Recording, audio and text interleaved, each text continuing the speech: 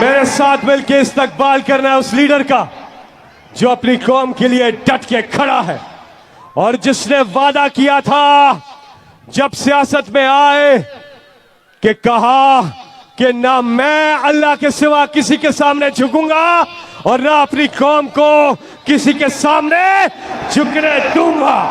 अर्श वाले मेरी तौकीर सलामत रखना।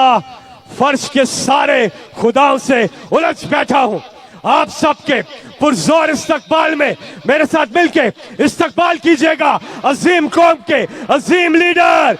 पाकिस्तान की आन है आप, पाकिस्तान की शान है आप, पाकिस्तान की जान है आप, पूरी दुनिया में पाकिस्तान की पहचान है आप, पाकिस्तान के कप्तान है आप, इमरान खान है आप।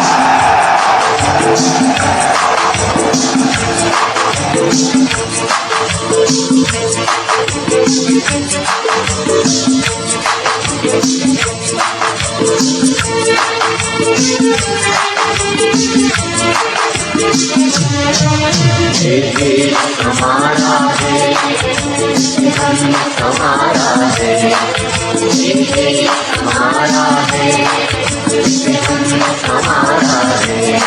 इसका एक जरा जान से प्यारा है, इसका एक जरा जान से प्यारा है। ये देश, ये देश, ये देश हमारा है, ये देश हमारा है, ये देश हमारा है। बिस्मिल्लाहिर्रहमानिर्रहीम।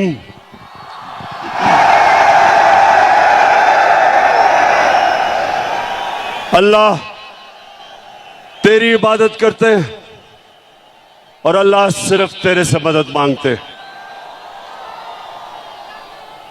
जेलम, मैं आज आपके जज्बा और जुनून देख के आपका दिल से शुक्रिया अदा करता हूं। खास तौर पे जिस तरह आज हमारी ख्वातीन निकली हैं, मैं आपको सलाम पेश करता हूं। और मैं देख रहा हूं कि बच्चे भी हैं, क्योंकि अच्छा, और मैं ये जितने भी झंडे देख रहा हूं, मेरी आगे से आप सबसे एक दरखास्त है कि तहरीक इंसाफ के झंडों से उतना ही जितना आप तहरीक इंसाफ के झंडे लेके आए, उससे ज्यादा पाकिस्तान के झंडे लेके आए। तेरा पाकिस्तान है, ये मेरा पाकिस्तान है, तेरा पाकिस्तान है, ये मेरा क्योंकि मेरे पाकिस्तानियों, ये एक मुल्क की जिंदगी में बहुत कम ऐसे होता है कि सारी कौम इकट्ठी हो जाती है, सारी कौम फैसला करती है, सारी कौम फैसला करती है कि हमने अपनी आजादी की जंग लड़नी है। जिधर जिधर मैं गया हूं, मैंने कभी इतने बड़े जलसे नहीं देखे। मैं जेलम पहले भी आया, लेकिन मैंने कभी जेलम में ऐसा जलसा नहीं देखा।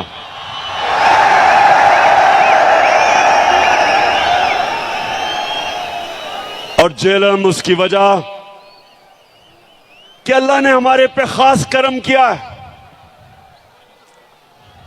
नौजवानों, गौर से सुनो, कुरान में अल्लाह कहता है कि एक प्लान इंसान बनाता है और दूसरा अल्लाह बनाता है। जो प्लान बनाया गया था, साजिश बाहर से हुई। एक डोनाल्ड लू, अमेरिकी अंडर सेक्रेटरी, हमारे अमेरिका के सफीर को बुला के तकब्बुर में उसको हुक्म देता है कि अगर पाकिस्तान ने इमरान खान को अदम एतमाद में ना हटाया तो पाकिस्तान के ऊपर बड़ा मुश्किल वक्त आएगा। और फिर साथ कहता कि अगर पाकिस्तान ने इमरान खान को हटा दिया और चेरी ब्लॉसम को ले आए तो सब माफ कर दिया जाएगा।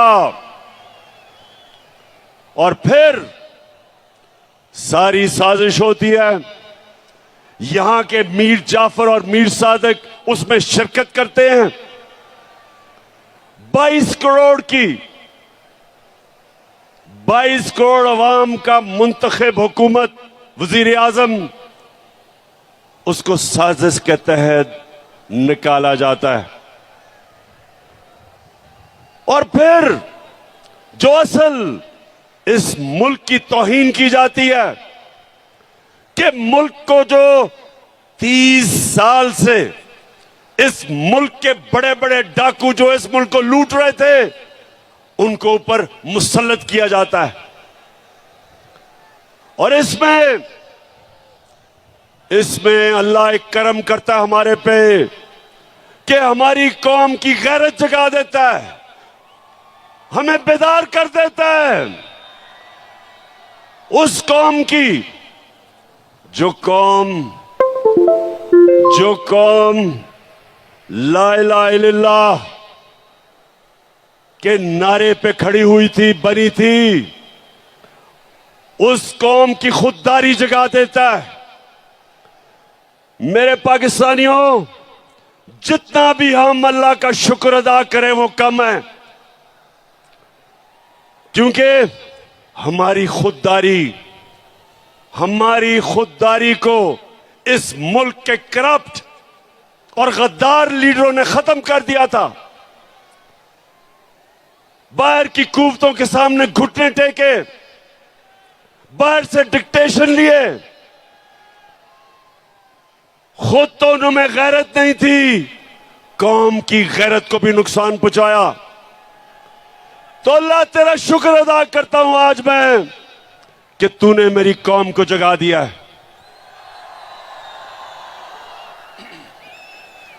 26 साल से मैं कोशिश कर रहा था कि मेरे मौला इस कौम की खुददारी को जगा। ये वो कौम थी जिसका नजरियाती लीडर इल्लामा इकबाल था, और इल्लामा इकबाल ने सारी उनकी शायरी एक ही चीज के लिए थी कि जो गुलाम मुसलमान कौम थी उनको जगाने की कोशिश की। और हमारे नजरियाती लीडर इल्लामा इकबाल ने कहा कि उस रिस्क से मौत अच्छी है जिस रिस्क से आती है परवाज में कोताही। इस नजरिए पे पाकिस्तान बना था। और ला इलाहा इल्लल्लाह, ए अल्लाह तेरे सिवा हम किसी के सामने नहीं झुकते। तो जब बैरूनी साजिश के तहत चेरी ब्लॉसम बूट पॉलिश को ऊपर बिठाया तो कौम जाग गई। और आज मैं देख रहा हूं कि पाकिस्तान को एक कौम बनते हुए, ये बड़ा करम है अल्लाह का।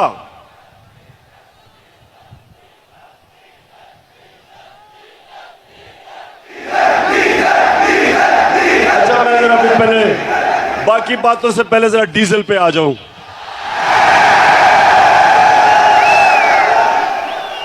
अच्छा जरा सुने, फजल रहमान भी अब उसकी भी जमात इन सारे चोरों के पलंदे में ये सारे इक्तदार में आ गए हैं, बंदर बांट हो रही है। अब ये मैंने सोचा कि फजल रहमान तो बड़ा दीनी आदमी है, तो वो आके कोई तालीम की, एजुकेशन की मिनिस्ट्री संभालेगा। उसने एजुकेशन की मिनिस्ट्री नहीं संभाली, उसने कम्युनिकेशन की मिनिस्ट्री संभाली है, जिसके अंदर एनएच है, जिसमें सड़कें बनेगी और जिसमें पैसा बनेगा।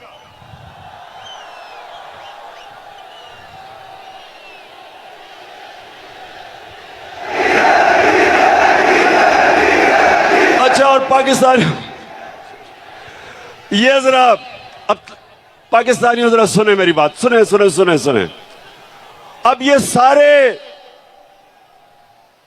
ये जो चोरों की कैबिनेट बनी है 60% जमानत पे हैं।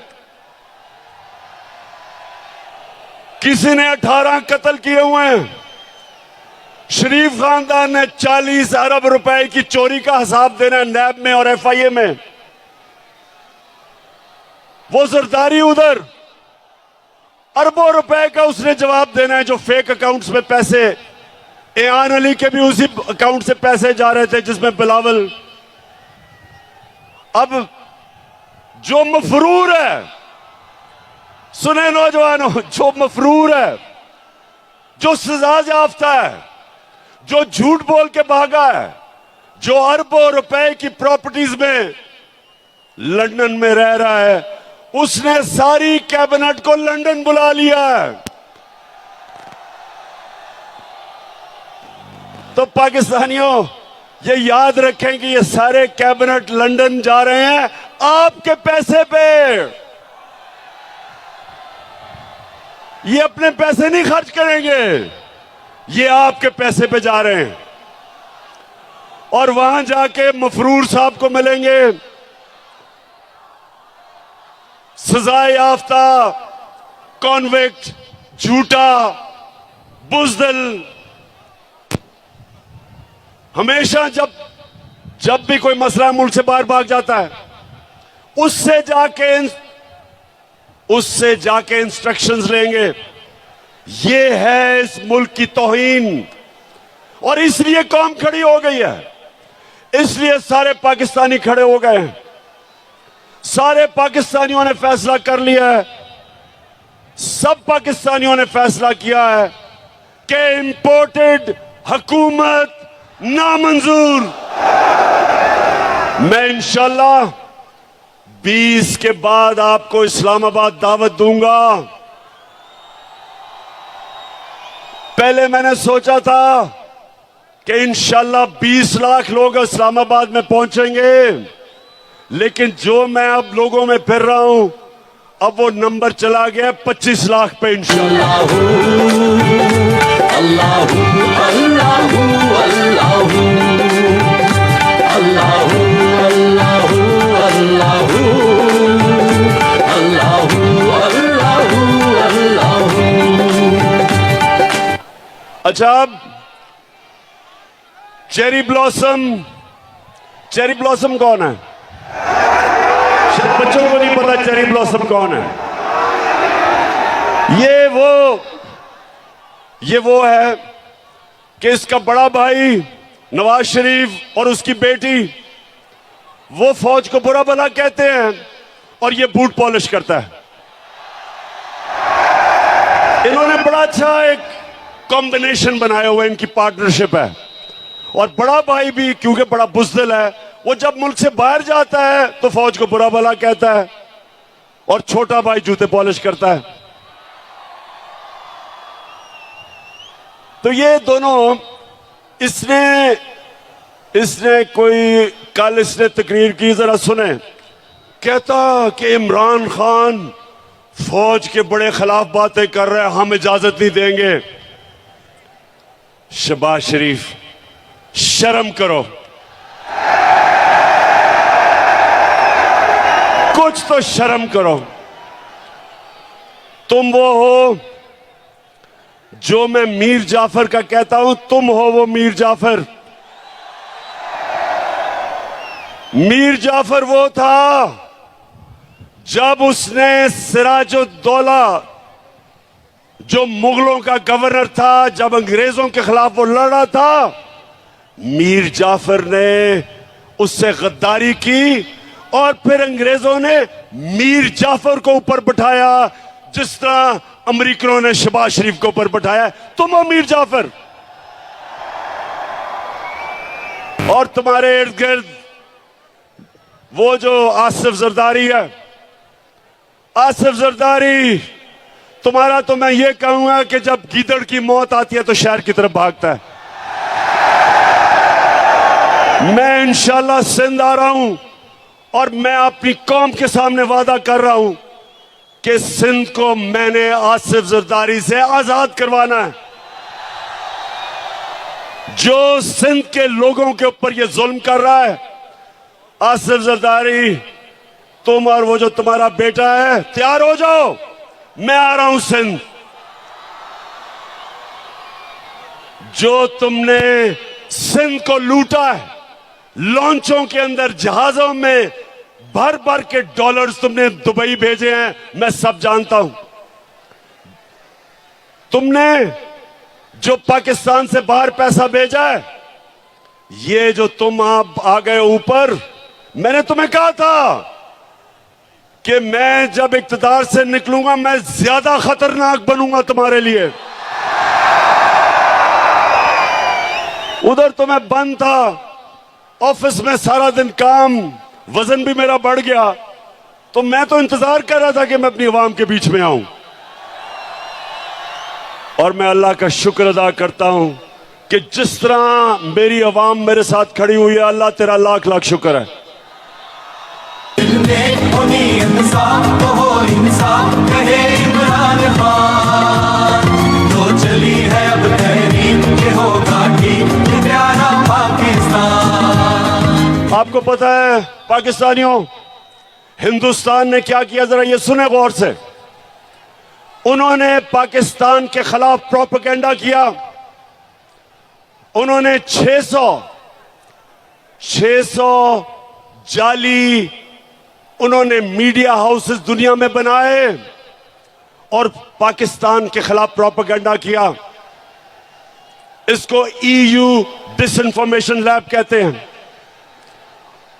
और आपको पता है कि उन्होंने किसको बाहर से प्रोपेगेंडा में किसको निशाना बनाया? एक थी पाकिस्तान की फौज और दूसरा था इमरान खान। हिंदुस्तान ने क्यों पाकिस्तानी फौज और इमरान खान को निशाना बनाया? क्योंकि दो नौजवानों, गौर से सुन लो, आज पाकिस्तान को जो इकट्ठा रखेंगे, जो दुश्मनों की पूरी कोशिश है कि इस मुल्क के 3 टुकड़े किए जाएं, जो बलूचिस्तान में वो दहशतगर्दी करवा रहे हैं, उनका सिर्फ एक मकसद है कि पाकिस्तान को तोड़ा जाए। एक पाकिस्तान की फौज इस मुल्क को इकट्ठा रख रही है और दूसरा तहरीक इंसाफ, जो सारे पाकिस्तान की फेडरल पार्टी है, जो सारे पाकिस्तान की पार्टी है, और वो चाहते हैं इमरान खान और फौज के खिलाफ। इसलिए वो कैंपेन करते हैं कि उनको पता है कि इन दो के होते हुए पाकिस्तान नहीं टूटेगा। तहरीक इंसाफ वो वाहिद जमात है जो 10 दिनों में पेशावर में भी तारीखी जलसा कर सकती है, मज़ार कायद कराची में भी तारीखी जलसा कर सकती है, और मीनार पाकिस्तान को भी भर सकती है 10 दिनों के अंदर। और आज झेलम में भी तारीखी लोग इस तादाद में आए, एबटाबाद में भी आए और मियां वाले में भी आए। वो सिर्फ एक जमात कर सकती है, वो तहरीक इंसाफ है। बाकी ये मिलके भी सारे, ये जो चोरों का पलंदा है, ये मिल भी जाए तो मीनारे पाकिस्तान में पूरा जोर लगा के थोड़ा सा भी जलसी भी नहीं कर सके। तो जब शहबाज शरीफ तुम ये कहते हो कि इमरान खान ने फौज की तनकीद की, शर्म करो। इमरान खान का जीना मरना पाकिस्तान में है। मैं तो दुआ कर रहा हूं कि मुझे ECL पे डालो, मैं जाना ही नहीं चाहता पाकिस्तान से बाहर।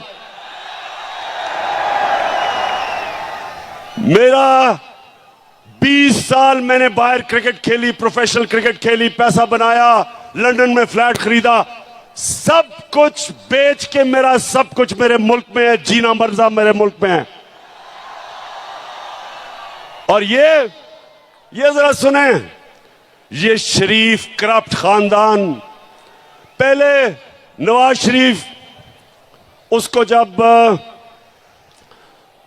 जनरल मुशर्रफ ने मुल्क से बाहर, जैसे उसने सऊदी अरेबिया भेजा, लेटर साइन, मुआहदा साइन करके सऊदी अरेबिया गया, झूठ बोलता रहा मैंने नहीं कोई साइन किया। फिर उधर से लंदन पहुंच गया, 8 साल मुल्क से बाहर। जरदारी जेल से निकला, वो सीधा लंदन और अमेरिका पहुंच गया। और अब वापस आए, दोनों ने एनआरओ लेके वापस आए, दोनों ने लूटना शुरू किया। अब ये सुने, मैंने अभी तक जब 3.5 साल में एक निजी दौरा नहीं किया, मैं सारा वक्त पाकिस्तान में था। नवाज शरीफ ने 24 निजी दौरे किए लंदन के, जरदारी ने 50 निजी दौरे किए दुबई के। यानी ये सारा वक्त हुकूमत तो पाकिस्तान की करना चाहते हैं, पैसे बाहर हैं, बच्चे बाहर हैं, ईदें बाहर हैं, इलाज बाहर है, बैंक अकाउंट्स बाहर हैं, प्रॉपर्टीज बाहर हैं। और तुम शहबाज शरीफ कह रहे हो कि इमरान खान फौज के खिलाफ बात कर रहा है। तुम्हारा जो नवाज शरीफ था, हिंदुस्तान में जाके पहले तो मिला, जब नरेंद्र मोदी के भागा भागा गया उसके जूते पॉलिश करने, तो कश्मीरी हुर्रियत लीडर्स को ही नहीं मिला, डर के उससे अपने फॉरेन ऑफिस को कहा कि कोई हिंदुस्तान की तनकीद ना हो। उधर जो डॉन लीग्स में क्या था, हिंदुस्तान को पैगाम पहुंचाता है कि जी मैं तो दोस्ती करना चाहता हूं, पाकिस्तान की फौज नहीं करना चाहती। नरेंद्र मोदी कहता कि पाकिस्तान का जो सिपा सलार है उस वक्त रहील शरीफ, कहता वो दहशतगर्द है, लेकिन नवाज शरीफ हमारा दोस्त है। मेरे दौर में मोदी ने यह क्यों नहीं कहा? वो मेरी फौज के खिलाफ उसकी जुर्रत नहीं थी बात करने की, क्योंकि मैं नरेंद्र मोदी को कहता था कि तुम इस्लाम दुश्मन हो, तुमने जो कश्मीर में किया, तुमने जो हिंदुस्तान में मुसलमानों से कर रहे हो, हम कभी तुम्हारे से दोस्ती नहीं करेंगे जब तक तुम कश्मीरियों को अपना हक नहीं दोगे। कभी नवाज शरीफ के मुंह से कश्मीर की बात सुनी? कभी शहबाज शरीफ के नाम से बात सुनी? आते साथ ही कि हम तो जी नरेंद्र मोदी से दोस्ती करना चाहते हैं। तुम इसलिए करना चाहते हो कि जो तुम्हें लेके आया उन्होंने हुक्म दिया दोस्ती करने का। मैं जब रूस गया, मैंने रूस के सदर से बात की कि यहां महंगाई है, तेल की कीमत बहुत ऊपर चली गई है, हमने अपने लोगों को रिलीफ देना है। 30% कम पे तेल हमें वो बेचने के लिए रूस तैयार हो गया था। 30% गंदम कम कीमत पे हमें देने के लिए तैयार हो गया था। क्या शहबाज शरीफ तुम्हारी जुर्रत है कि तुम रूस से आज बात करो और 30% कम तेल खरीदो? आपको पहले जाके इजाजत लेनी पड़ेगी उन लोगों से जो लेके आए हो। आपको उनको बूट पॉलिश करने पड़ेंगे चेरी ब्लॉसम लगा के, और फिर इजाजत मांगनी होगी जो नहीं मिलेगी आपको। हिंदुस्तान अमेरिका का स्ट्रेटेजिक एलाई है, वो रूस से सस्ता तेल खरीद रहे हैं, वो रूस से हथियार खरीद रहे हैं। तो अमेरिकन हिंदुस्तान को कुछ नहीं कहते, क्योंकि उनकी फॉरेन पॉलिसी आजाद थी, अपने लोगों के लिए थी। हमारा ये मसला है मेरे गैरतमंद पाकिस्तानियों, हमारा मसला ये रहा है कि हुक्मरान वो रहे जिन्होंने मुल्क से बाहर पैसा लेके गए, पैसे के गुलाम, कभी अपनी आवाम के लिए खड़े नहीं हुए। एक जुल्फिकार अली भुट्टो खड़ा हुआ था, उसके खिलाफ भी साजिश हुई थी, मुदाखलत हुई थी और उसको फांसी चढ़ाई गई थी। और उसके खिलाफ कौन लोग निकले थे? यही वो जो कि नवाज शरीफ की तब पहली पार्टी थी, फजल रहमान की जो पार्टी थी, ये लोग निकले थे। ये उस साजिश का हिस्सा थे जिसमें जुल्फिकार अली भुट्टो को गिराया गया और फांसी दी गई। और इंशाअल्लाह मेरे पाकिस्तानियों, एक नया मुल्क उठ रहा है, हमारा एक खुददार कौम खड़ी हो रही है। मैं ये अपनी ख्वातीन को देख रहा हूं, बच्चों को देख रहा हूं, सब निकल रहे हैं एक नए पाकिस्तान के लिए। मैं जो 20 तारीख के बाद जब मैं आपको दावत दूंगा, मैं चाहता हूं इसमें शिरकत करें हमारे बड़े बुजुर्ग, हमारे खास तौर पे दिलेर नौजवान और हमारी ख्वातीन और बच्चे भी। मैं अब अपनी आखिरी बातें करने लगा हूं, जरा गौर से सुनना है आपने। देखें, मेरे 3.5 साल जो हुकूमत में थे, मैं आपको बताऊं मुझे सबसे ज्यादा शर्म कब आई? जब मुझे बाहर जाके दोस्त मुल्कों से पैसे मांगने पड़े, जब कर्जा मांगना पड़ा, मुझे शर्म आई। क्योंकि मैंने आज तक अपने वालिद से भी कभी पैसे नहीं मांगे थे। मैंने जब पैसे मांगे थे शौकत खानम के लिए अपने पाकिस्तानियों से, कभी मैंने गैरों से पैसे नहीं मांगे। शौकत खानम के लिए, नमल यूनिवर्सिटी के लिए, अभी जो जेलम में मैंने अल कादर यूनिवर्सिटी बनाई है, इनके लिए सिर्फ पाकिस्तानियों से पैसे मांगे थे। लेकिन क्योंकि इन्होंने दिवालिया निकाला हुआ था मुल्क का, सबसे बड़ा हमारा बैरूनी खसारा था, मुझे बाहर जाके पैसे मांगने पड़े क्योंकि हमारे पास पैसा ही नहीं था अपने कर्जों की किस्तें अदा करने पे। तो मैं आपको यकीन दिलाता हूं कि इससे शर्मनाक बात नहीं है जब एक मुल्क का सरबराह किसी और मुल्क के सामने जाके कर्जे मांगता है, पैसे मांगता है। आप सब जानते हैं कि अगर आप अपने मां बाप से भी पैसे मांगते हैं, एक बच्चा नहीं मांगता, दूसरा मांगता है, तो मां बाप भी उस बच्चे की ज्यादा इज्जत करते हैं जो पैसे नहीं मांगता, जो खुददार होता है।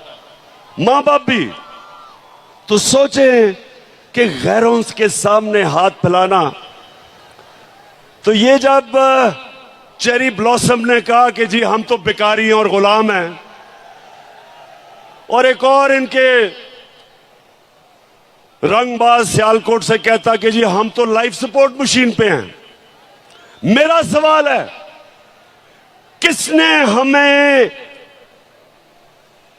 किसने हमें मकरूज किया? 30 साल से ये दो खानदान इस मुल्क के ऊपर हुकूमत कर रहे हैं। 30 साल से, 30 साल में ये अरबोपति बन गए, इनके बार प्रॉपर्टीज, फ्लैट्स, जायदादें, ऑफशोर अकाउंट्स, और मुल्क को मकरूज कर दिया। मैं तो सिर्फ 3.5 साल हुकूमत की है। तो सवाल मैं ये पूछता हूं कि जब कहते हो कि बेकारी हैं तो हमें तो गुलामी करनी पड़ती है, हमें बेकारी बनाया किसने? किसने इस मुल्क से पैसा चोरी करके बाहर लेके गए?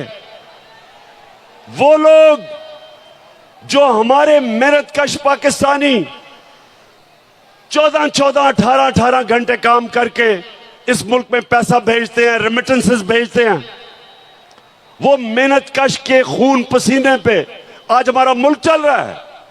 और ये डाकू यहां से मनी लॉन्ड्रिंग, पैसा चोरी करके मुल्क पैसा बाहर भेजते हैं। तो बेकारी बनाया किसने? आपने। और कौन इससे मुल्क को निकालेगा? मैं आपको आज ये कह रहा हूं कि जिस तरह हम एक कौम बनते जा रहे हैं, एक कौम के लिए कोई चीज नामुमकिन नहीं होती।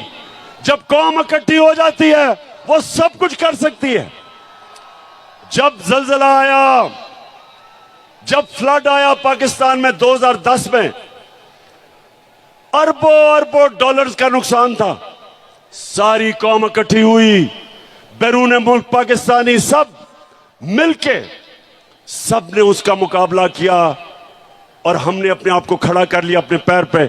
इसी तरह जिस तरह अब हम कौम बन रहे हैं, मुझे कोई शक नहीं कि पाकिस्तानी जिस तरह जब उनको यह पता चल गया कि उनका टैक्स उनके ऊपर खर्च होगा, ये कैबिनेट जा रही है एक मफरूर से मिलने आपके खर्चे के ऊपर। मैंने कभी अपनी कौम का पैसा फजूल खर्च ना अपने ऊपर करने दिया, ना इस तरह खर्च करने दिया। और जब कौम को यकीन हो जाएगा हम कौम बन जाएंगे, हम टैक्स भी इकट्ठे करेंगे, हम अपने कर्जे भी दे देंगे, हमारे पास इतना पैसा होगा कि हम अपने बच्चों की तालीम स्कूलों पे, यूनिवर्सिटीज पे हम इस मुल्क को खड़ा करेंगे। और वो तब होगा जिस तरह अब हम कौम बन रहे हैं। और मैं इसलिए आज जेलम आया था अल्लाह का शुक्र अदा करना कि मेरे अल्लाह आपने मेरी कौम को जगा दिया, बेदार कर दिया, शऊर पैदा कर दिया, खुददार बना दिया, कौम की गैरत को जगा दिया।